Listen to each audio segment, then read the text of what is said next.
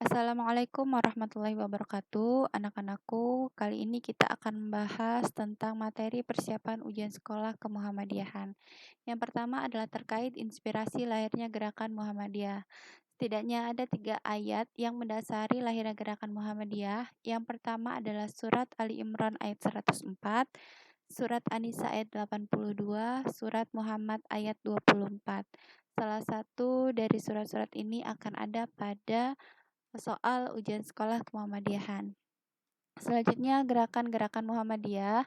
Ada 3 gerakan Muhammadiyah. Yang pertama adalah gerakan Islam, yang kedua gerakan dakwah Islam amar ma'ruf nahi mungkar, yang ketiga adalah gerakan tajdid.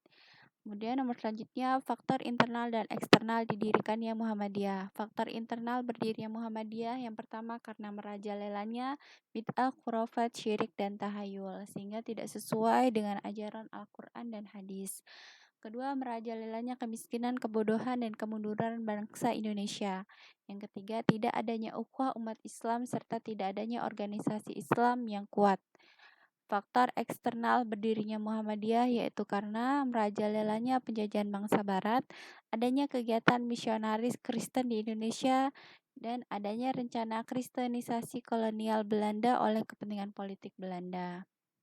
Kemudian selanjutnya tokoh-tokoh pembaru Islam dunia yang menginspirasi Kiai Haji Ahmad Dahlan mendirikan Muhammadiyah, yakni ada beberapa tokoh diantaranya Jamaluddin Al-Afghani, Muhammad Abduh, dan Muhammad Rashid Ridho. Selanjutnya, organisasi otonom atau Ortom Muhammadiyah. Organisasi otonom atau Orto Muhammadiyah ialah organisasi atau badan yang dibentuk oleh Persyarikatan Muhammadiyah yang dengan bimbingan dan pengawasan diberi hak dan kewajiban untuk mengatur rumah tangga sendiri, membina warga Persyarikatan Muhammadiyah tertentu, dan dalam bidang-bidang tertentu pula dalam rangka mencapai maksud dan tujuan Persyarikatan Muhammadiyah. Ortom terdiri dari 2 macam, yaitu ortom khusus dan umum, dengan jumlah semuanya yaitu ada 7. Yang pertama Aisyah, yang kedua Naisyatul Aisyah, yang ketiga Pemuda Muhammadiyah, yang keempat Ikatan Mahasiswa Muhammadiyah, yang kelima Ikatan Pelajar Muhammadiyah, yang keenam Hizbul Wathon, dan yang ketujuh Tapak Suci. Ortom khusus, ya ini hanya ada 1, yaitu Aisyah, karena seluruh anggotanya sudah menjadi anggota Muhammadiyah dan diberi wewenang khusus untuk menyelenggarakan amal usaha Muhammadiyah. Seperti TK Aisyah Bustanul Atfal atau TK ABA. Kemudian ada poliklinik, rumah sakit, BK, IA, hingga perguruan tinggi Aisyah. Kemudian selanjutnya tokoh-tokoh Muhammadiyah yang pertama adalah Kiai Haji Ahmad Dahlan, selanjutnya Kiai Haji Ibrahim, Kiai Haji Hisham, Kiai Haji Mas Mansur, Ki Bagus Hadikusumo, Buya AR Sultan Mansur, Kiai Haji M Yunus Anis, Kiai Haji Ahmad Badawi, Kiai Haji Fakih Usman. Dan dimohon untuk dipelajari jumlah lama menjabat dari tokoh-tokoh pemimpin tersebut, baik yang paling singkat dan yang paling terlama. Nomor selanjutnya dan yang terakhir adalah Kiai Haji AR Fahrudin. Kemudian program anak panah yang dicetuskan Kiai Haji Ibrahim. Program yang diberi nama Anak Panah Muhammadiyah dicetuskan oleh Kiai Haji Ibrahim. Melalui program ini, kader-kader muda Muhammadiyah yang terbaik dikirim ke berbagai wilayah di tanah air hingga ke pelosok-pelosok negeri untuk mengabdikan diri kepada masyarakat. Nomor selanjutnya terkait dengan pimpinan Muhammadiyah. Dalam Muhammadiyah terdapat jaringan kelembagaan, pembantu pimpinan persyarikatan. Nah, akan dijelaskan bahwa salah satu jaringan kelembagaan itu ada 6. Yang pertama itu pimpinan pusat.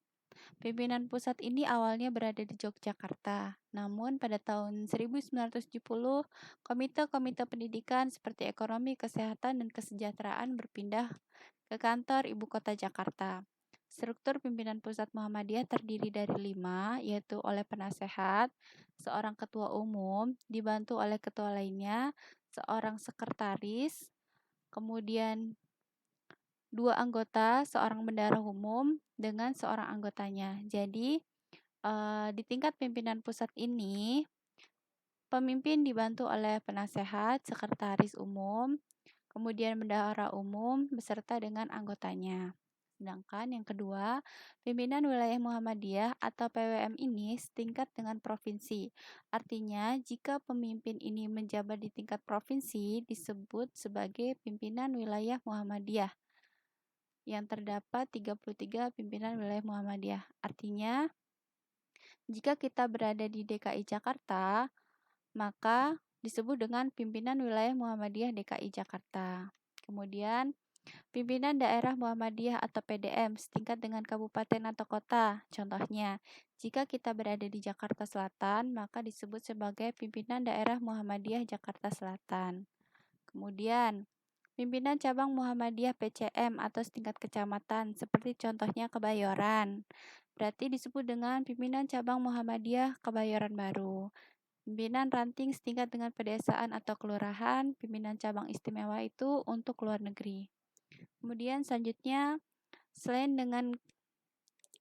jaringan kelembagaan, ada pula pembantu pimpinan persyarikatan, yaitu ada 2, majelis dan lembaga.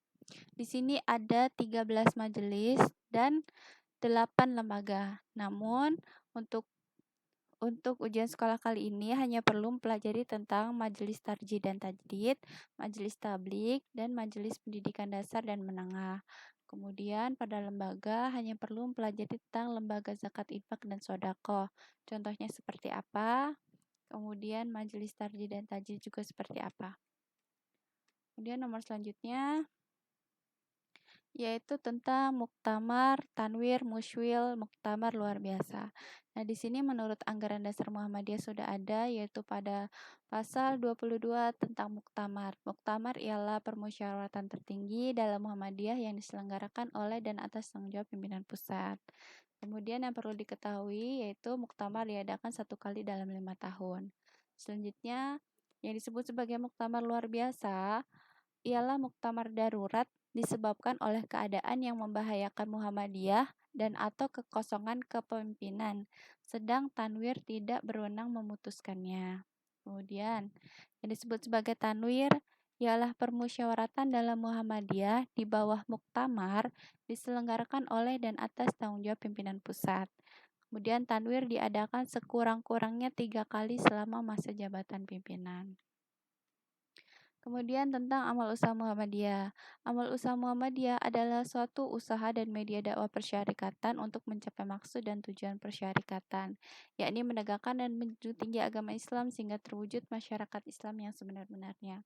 Setidaknya ada 3 bidang tentang amal usaha Muhammadiyah. Yang pertama yaitu bidang kesejahteraan sosial, seperti panti asuhan, yatim piatu, panti jompo, dan lain-lain. Kemudian dalam bidang pendidikan itu seperti sekolah, mulai dari TK, SD, SMP, SMA, pondok pesantren, dan perguruan tinggi.